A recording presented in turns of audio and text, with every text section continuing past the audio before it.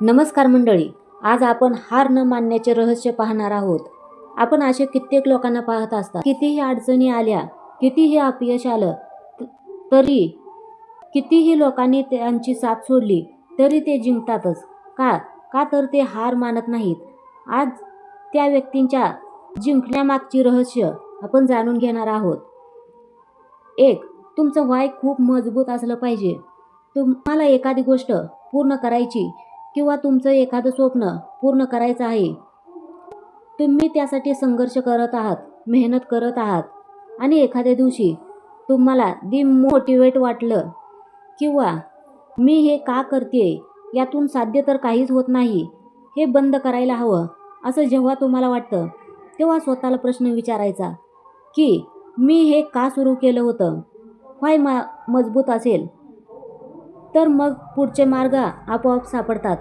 म्हणून कोणतीही स्वप्न पूर्ण करायचं असेल तर अगोदर व्हाय क्लिअर असणं गरजेचं आहे.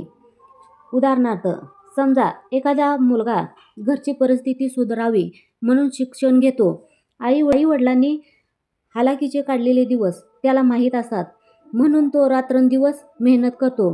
का का तर त्याचा व्हाय क्लिअर असतो, म्हणून तो न थकता आपली स्वप्न पूर्ण करण्यासाठी धडपडत असतो. जर तुमचं व्हाय कमकुवत असेल तर तुम्ही छोट्या छोट्या अडचणींना सुद्धा हार मानू शकता. त्यामुळे तुम्ही डिमोटिवेट होऊ शकता. म्हणून सगळ्यात अगोदर व्हाय लिहून ठेवा, म्हणजे तुमची स्वप्न पूर्ण व्हायला मदत होईल. नंबर 2. अपयशाला घाबरू नका, तर त्यांना स्वीकारा. आपण हार का मानतो? कारण येणाऱ्या अडथळ्यांना आपण घाबरतो. एकदा अपयश आलं की आपणाला वाटतं आपण संपलो, आपलं काही होणार नाही. पण खरं पाहिलं तर अपयश म्हणजे शेवट नाही, तर अपयश म्हणजे यशाची पहिली पायरी आहे. प्रत्येक येणाऱ्या अपयशाला तुम्ही नेगेटिव्ह घेता, पण त्यातून तुम्ही सकारात्मकपणे अनुभव घेऊ शकता. आता कोणती चूक केली ज्यामुळे अपयश आलं, त्यात सुधारणा करून अजून ताकदीने तुम्ही पुन्हा प्रयत्न करू शकता. म्हणून प्रत्येक अपयशाला नकारात्मकपणे घेण्यापेक्षा त्याकडे सकारात्मक दृष्टिकोनाने पाहून त्याच्या अनुभवातून काही शिकण्याचा प्रयत्न आपण केला पाहिजे. कधी कधी आपणाला मन म्हणतं, थांब, आता अजून तू पूर्णपणे तयार नाही, पण याचा अर्थ असा अजिबात नाही की ते तुम्ही करू शकत नाही. म्हणून प्रत्येक अपयशाकडे आपण शिकण्याची संधी म्हणून पाहिलं तर कधीच हारणार नाही.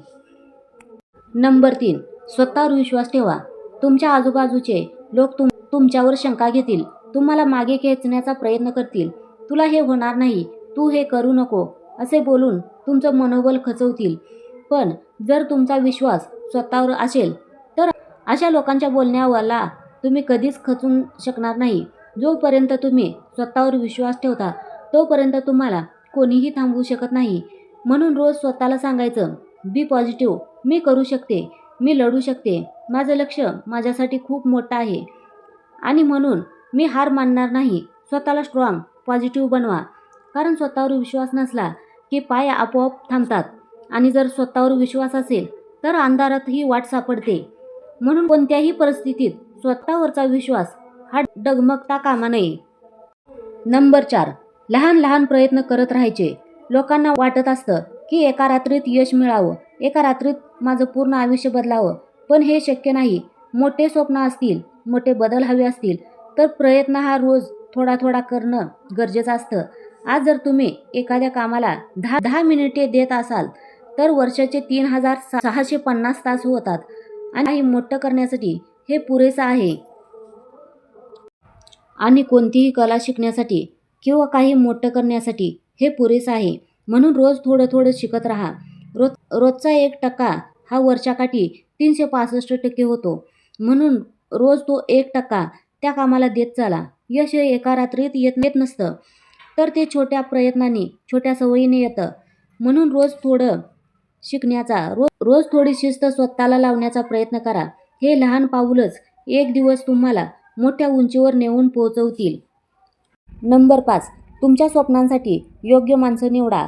आपल्या आयुष्यात अशी खूप साऱ्या व्यक्ती असतात ज्या विनाकारण आपला वेळ, आपली ऊर्जा खात असतात आणि आपण खूप साऱ्या व्यक्ती असतात ज्या आपला आत्मविश्वास वाढवतात. आपल्याला त्यांच्याबरोबर असताना खूप पॉझिटिव्ह वाटत असतं.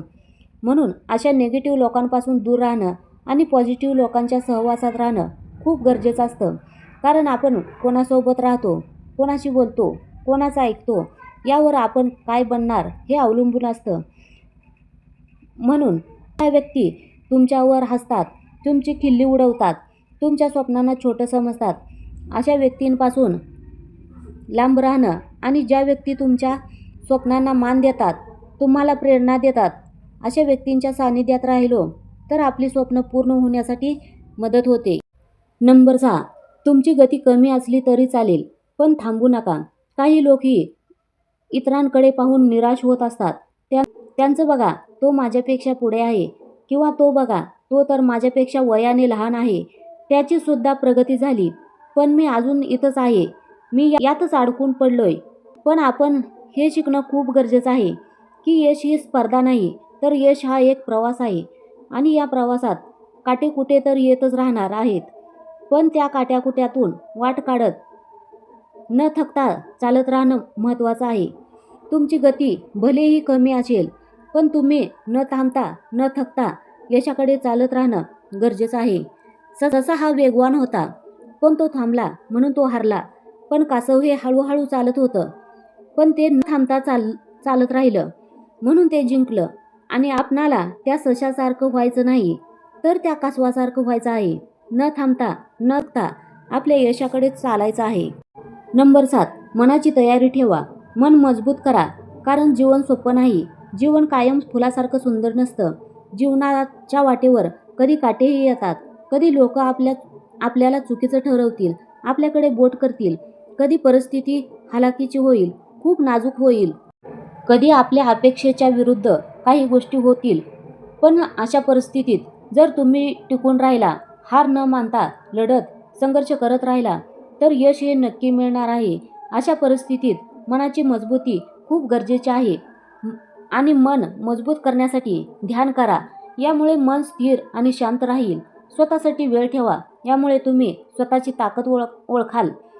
तुमच्या हातून एखादी चूक झाली असेल तर ती स्वीकारून ती चूक सुधारण्याचे किंवा त्यातून काही शिकण्याचा प्रयत्न करा.